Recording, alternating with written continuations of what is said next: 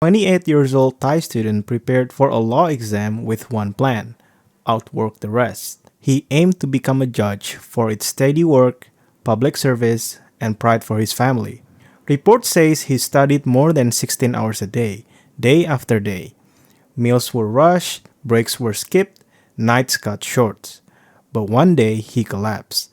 Doctors identified a cerebral hemorrhage. Accounts linked it to physical and mental exhaustion. Friends remembered how he pushed through headache because, quote unquote, the exam was close. There wasn't one dramatic mistake, just steady pressure that built without relief. Afterwards, classmates talk about rest as a skill, not a luxury. Some teachers ask for healthier prep schedules. His story became a quiet warning. Even great goals need sustainable plan. In 1900 at Harvard Law School, William T. Parker Jr. fell ill during an intense study stretch. He was known as disciplined and ambitious, pushing long nights under dim light, reading case books page by page. A newspaper described his death as caused by an abscess on the brain, citing quote-unquote overstudy. There were no modern antibiotics, no fast relief, only worsening symptoms. Classmates mourned a bright future cut short. Faculty quietly debated limits, schedule, and care. The lesson still lands today. Drives need boundaries. Our next story brings us into the online class era when day and night can look the same. From one Malaysian university came two student deaths during periods of remote learning.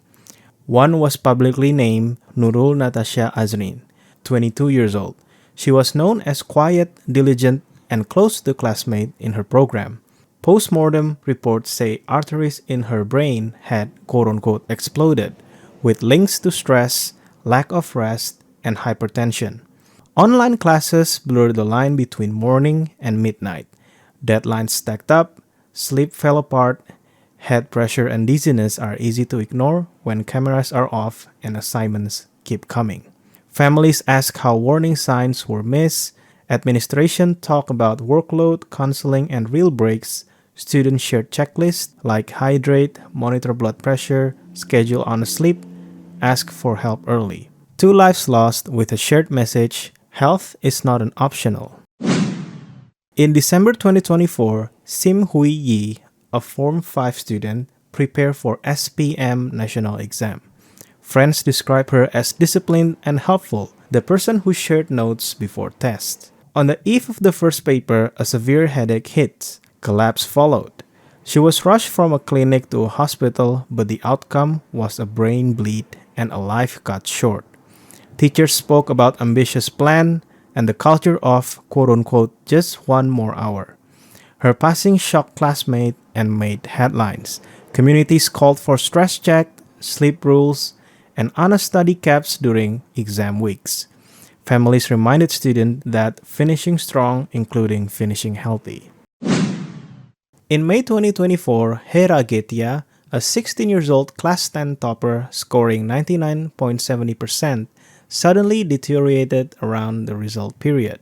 She was celebrated for precision and focus, a model student in her city. News reports cited a brain hemorrhage. Friends described a long week of preparation, then the sharp rise in attention and expectation after the scores. Headaches and fatigue were waved off as quote-unquote normal for high achievers.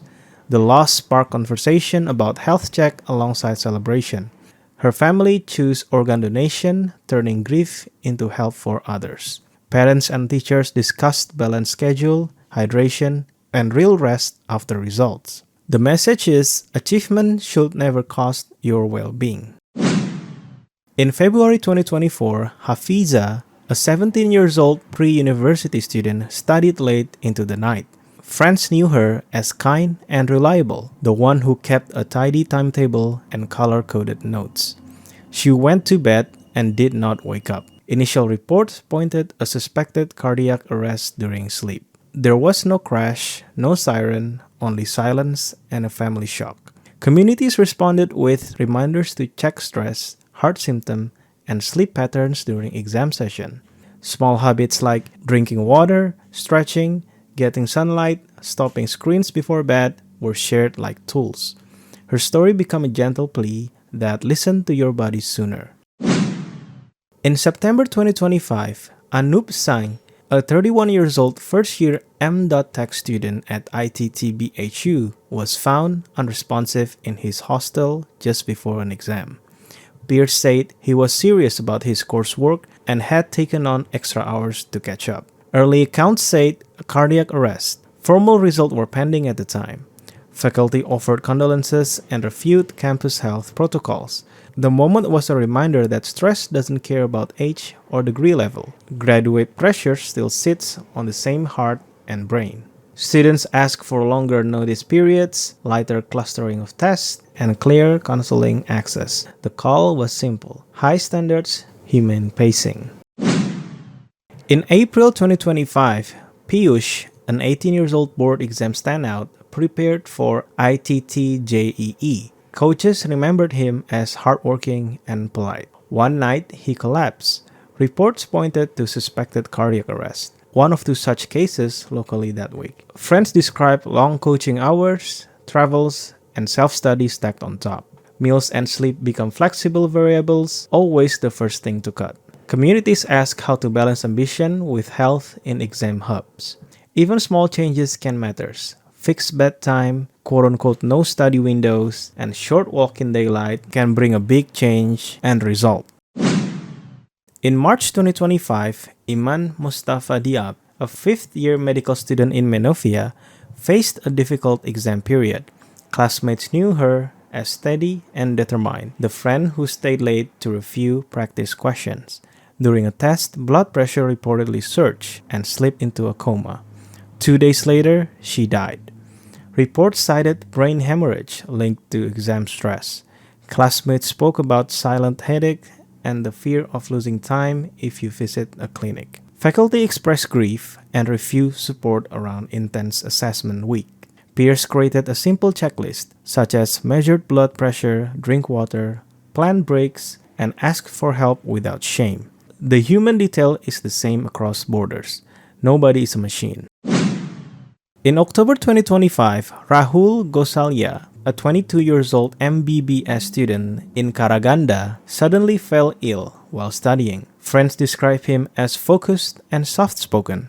Family and classmates organized an airlift back to Jaipur. Doctor later reported a brain stroke, described as a subarachnoid hemorrhage. Message and donation poured in, showed how quickly communities rally when time is short. Despite the effort, he did not survive. Counselor and alumni urged students abroad to set up local medical contacts early. Save the nearest clinic number, know where to go at night or on the weekends. It's a simple step that can save minutes and life.